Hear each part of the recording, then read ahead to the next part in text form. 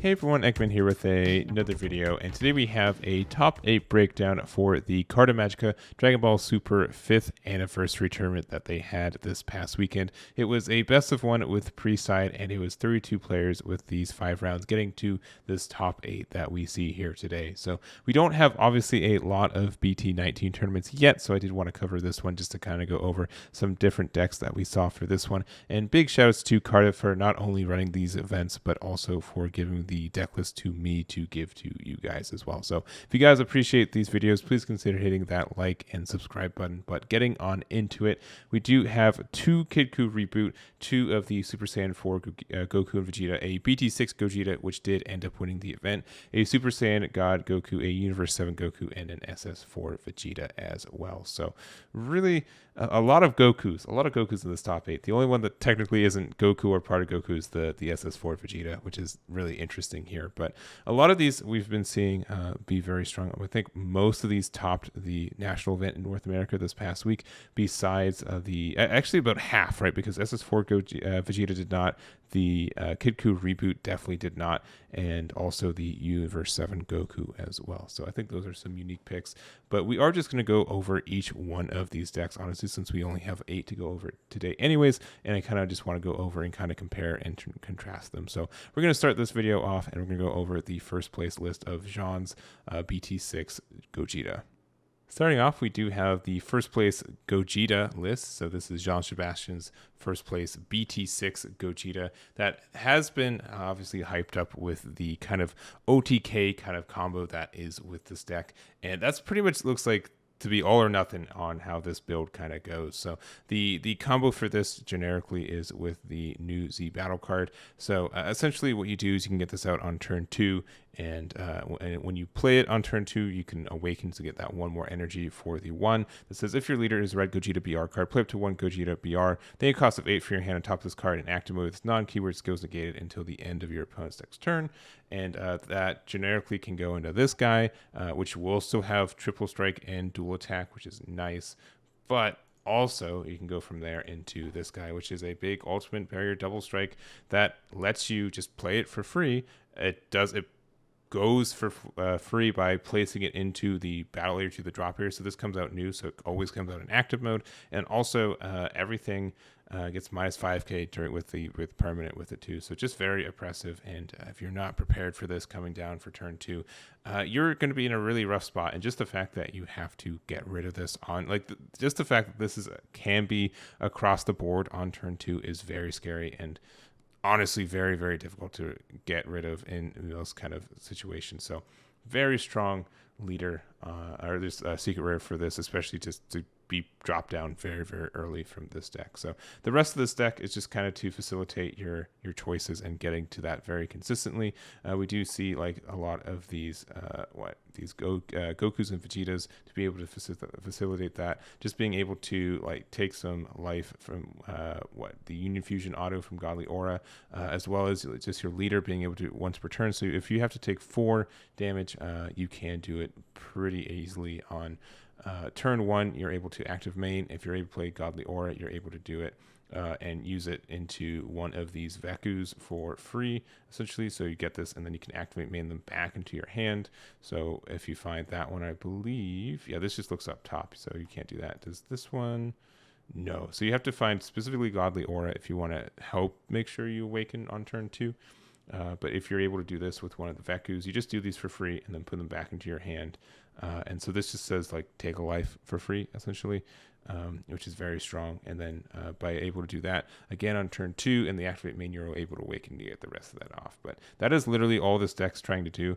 It's very strong though, so it's worth dictating that and being able to. Obviously, if you don't see secret rare, you're kind of in a rough spot ish. But like this still on like turn 2 is pretty wild. It's 6 damage all by itself on a 35k body for 2 swings of 3 to get that 6. So very strong. I need to test this out personally more. I have not done that, but it does seem very scary if you're able to take it off. So congrats again to Jean-Sébastien on their finish there. And going into second place, we do have Eric Sellitto's Kidku Reboot. And this is like one of the, I would say, in the nicest way, weirder versions of Kidku that I've seen. Obviously, we do have like a lot of these cycle targets for the Kidku, but really not prioritizing the the 4-drop as much as I've seen as others. I mean, it does have the barrier dual attack, but there's not as much for it there. You don't get to like hard search this guy out either, which kind of stinks. But also running the Great Ape Son Goku Full Moon Nightmare, which you can, again, you get the reduced cost with this here. So for this, which is good.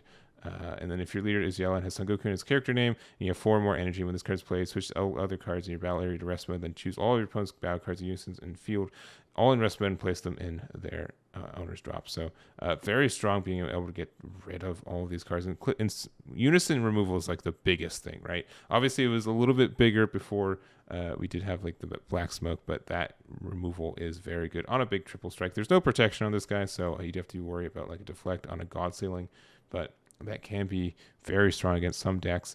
But it looks like this is just like very kind of value based in that way. We also have like no opening Son Goku, which is a 10k that you're able to combo with and go into there. It does become 20k. We're also seeing the unyielding victory strike Son Goku as well, which is just a 15k barrier Goku, which is fine in that regard. Also, Bulma being able to give all these like plus 5ks are great. It's just another target for that. Though I still think this is the one you need 4 of by and large. I'm really surprised you don't have 4 of that, but very strong there. And I don't know, it's a very interesting build, and just 3 of the evolved defenders. It really looks like this deck is just trying to hold out until you get to like the Mira curl turn where you can play Mira, and then you go into the Oolong to copy the Mira attack and just go in for a lot of damage. So that is my guess, because you also are running the cooler and you're just trying to be really obnoxious and just survive long enough to have all the energy you need to make that play.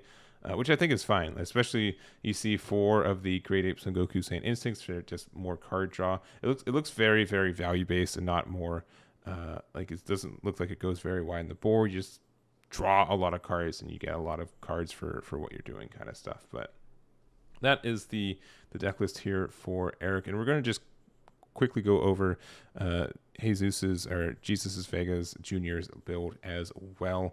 So this is, I would say, more of the traditional, and that's why I'm trying to juxtapose these together just to show like just how different these 2 builds are. And this was, I'd say, runs the more standard package of running a lot of these Kidkus, running the 3-drop and the 4-drop, and then also the 5-drop as well from the set. So this gets the evolve limit 1 for draw 1 on a Son Goku Childhood, which can just be reduced to 1 with this permanent here, and then you're able to, if you're lead Son Goku Childhood or Z leader, this is removed from a battle area by your opponent's skill play up to 1 yellow Son Goku Childhood card with an energy cost of 4 or less that doesn't have it in its name. And also, when this is played, choose up to 1 of your opponent's battle cards in rest mode and KO it. So on a double strike blocker, that is pretty nice there, and then you just get to recycle back into one of your Goku Childhoods, which means you can start doing it again, which is nice. And since both these have barrier, with any cost of 4 or less, so it can go back into explosive, and so when it dies, it can use the effective auto when you play this card to do something there too. So I think that is good for that deck. Then the rest is just kind of generic yellow good stuff. So Release from Evil, which has been played, Mecha Frieza as well. One of the Gohan Unison, since this Bulma is there. And I'd say like the weakest thing about this deck is that Black Smoke Dragon does get rid of this Bulma very, very easily, which is a card that otherwise would have you probably like have a hard time getting rid of any other way, unfortunately. So that just makes this deck a little bit weaker to that, which stinks. But I think otherwise it does have a lot of merits. It's been kind of floating as like a rogue contender, I'd say, kind of tier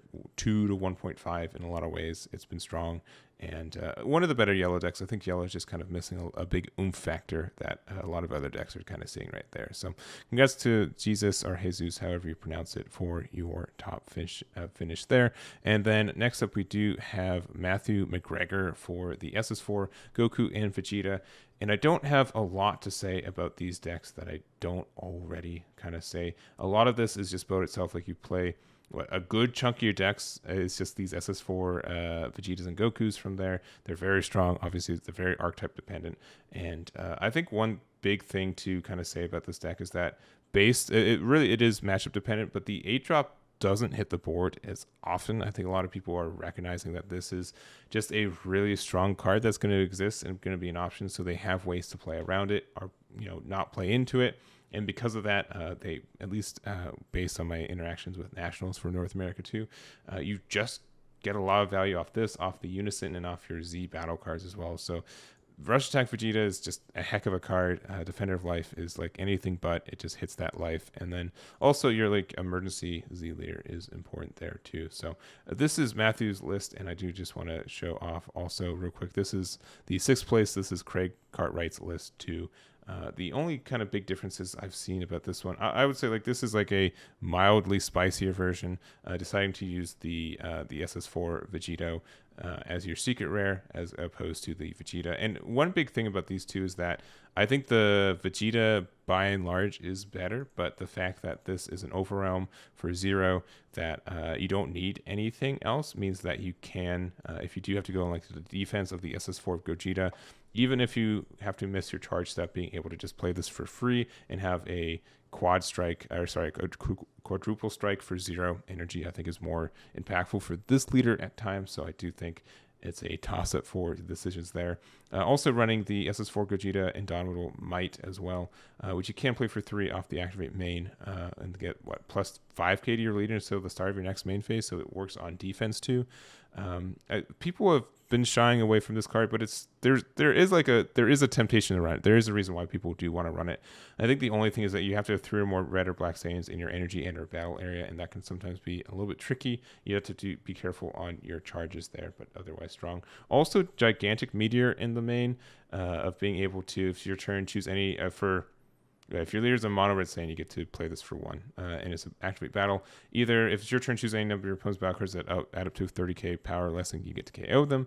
Or if it's choose up to one of your leader cards, our unison gets plus 15k power for the battle, and has its skills negated for the battle. Additionally, if your leader is a Broly card, it gets a plus 10k. So it's like good on defense and can be good on offense and like a board clear. And it's also technically only 1 in this deck, so that's very important. I think that's interesting. Unending Awakening 2, a very old card from BT3. A combination of this and like the Goku effect or like the Gogeta effect that we just saw means that you can get like to a very like 20, 25, 30k base at times if you really need to. I think this deck isn't known for defense, but it definitely has defensive options too, which is really interesting. And that's really all I have to say. Some of these decks weren't sent with sideboard, so if there's any lack of sideboard, it's because I literally didn't have it, but that is there. So congrats to both of our SS4 Goku and Vegeta players there. And then next up, this is 5th place. We're jumping back to Briar's Universe 7 Goku. And this is a deck that dominated the meta for pretty much half the year. And then Zenkai came out and no one wanted to play with this anymore. And I get it and I understand it, but I think people do forget just how good this deck is on its face. And the only reason, like, it just got hard power crept out otherwise from it, but I think it does still have a lot of good tools, and it's just very, very strong in a lot of ways. The first thing I do want to say is it did get a Z battle card, which is kind of impactful too. So Deflect Barrier, Dual Attack, it's 3 energy for 3Z, and then if this card's in rest mode and you discard 1 card from your hand, when you use one of your red skillless battle cards in play or in combo, just to one of your cards gets plus 5k power for the turn. So this can be used on the defense for giving your leader plus 5k, which is, again, always very, very strong. It's limit 1 for the turn, but you do have to be in rest mode. You have to discard a red skill list, so it just means like you combo with it, which is nice, but I don't think there's any targets for that in this deck, which is really weird that you are including this guy. It is also, I mean, it's a what?